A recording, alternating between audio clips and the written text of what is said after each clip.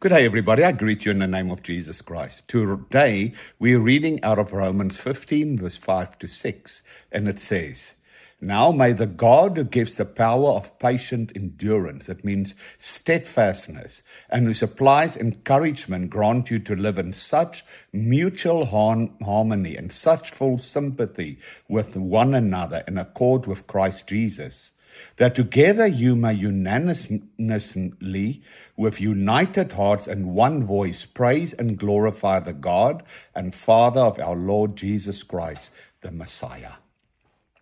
This is such an important scripture.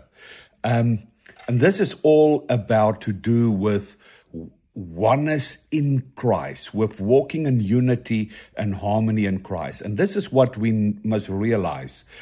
True unity is not created by human effort alone. True unity is created when there's a grace and a gift of God that works through us and with us in our humble hearts. And what happens with this unity where we all in one mind and participating with the mind of Christ? It is there's patience with one another, bearing our weaknesses, forgiveness, prayer, and humility.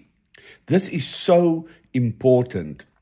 This is how people grow in becoming more united to Christ.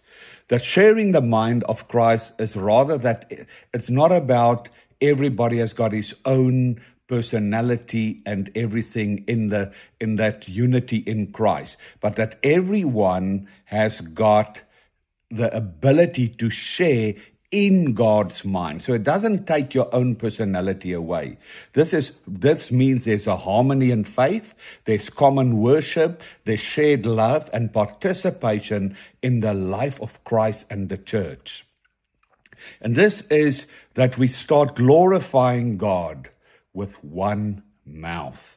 You see, there's certain things that needs to happen in us. There's a self-sacrifice. We need to step back into pure obedience. There's a gentleness and there's a love that needs to come in all of us. You see, what's this going to happen? It's going to give us steadfastness. It's going to give us purity. And what happens now when we walk everybody in this one mind, in this unity with Christ?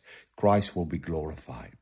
Make him firstly your first love, to be able to be in perfect harmony with him.